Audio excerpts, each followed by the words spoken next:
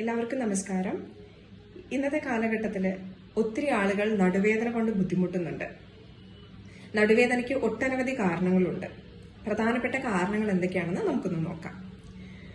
നട്ടെല്ല് സംബന്ധമായിട്ടുള്ള അസുഖങ്ങൾ, അതായത് നട്ടെല്ലിൽ തേയ്മാനം, അതിനെ ബന്ധിപ്പിക്കുന്ന ഡിസ്കുകളിൽ തേയ്മാനം, ഡിസ്കുകളുടെ സ്ഥാനമാറ്റം, ഇങ്ങനെ സ്ഥാനമാറ്റം വരുന്നത് കാരണം സുഷുമ്ന നാഡിയിൽ വരുന്ന ചുരുക്കം, ഇതൊക്കെ നടുവേദനയ്ക്ക് കാരണമാകാറുണ്ട്. അതോടൊപ്പം കാൽഷ്യം ഡെഫിഷ്യൻസി, വൈറ്റമിൻ ഡെഫിഷ്യൻസി, ഈ കണ്ടീഷൻസിലും നടുവേദന വരാറുണ്ട്.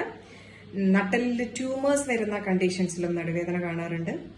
പിന്നെ വീഴ്ചകളൊക്കെ സംഭവിച്ച് നട്ടെല്ലിന് ക്ഷതം വന്നു കഴിഞ്ഞാലും നടുവേദന വരാറുണ്ട്. പിന്നെ ഉദര സംബന്ധമായിട്ടുള്ള അസുഖങ്ങളിൽ നടുവേദന കണ്ടുവരാറുണ്ട്. സ്ത്രീകളിൽ ഗർഭാശയ സംബന്ധമായിട്ടുള്ള അസുഖങ്ങളിലും കൂടാതെ മെൻസ്ട്രേഷൻ സമയത്തും ഓവുലേഷൻ സമയത്തും ഒക്കെ നടുവേദന കാണാറുണ്ട്.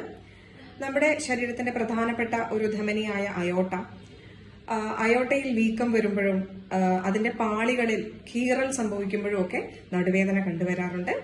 അതോടൊപ്പം ഇംപ്രോപ്പർ ആയിട്ടുള്ള പൊസിഷനിൽ ഒത്തിരി സമയം കാലങ്ങളായിട്ട് ഇരിക്കുന്നത് കൊണ്ടും കൂടുതലായിട്ട് ഭാരം എടുക്കുന്നത് കൊണ്ടും സ്ട്രെയിൻ ഉള്ള ജോലികളൊക്കെ ചെയ്യുന്നത് കൊണ്ടും കുറെ നേരം നിൽക്കുന്നത് കൊണ്ടും ഒക്കെ നമുക്ക് നടുവേദന വരാൻ സാധ്യതയുണ്ട്.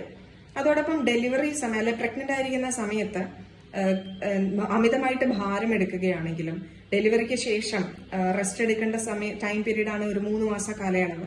ആ സമയത്ത് അമിതമായിട്ട് ജോലികളൊക്കെ ചെയ്യുകയാണെങ്കിലും ഒക്കെ നടുവേദന വരാൻ സാധ്യതയുണ്ട്.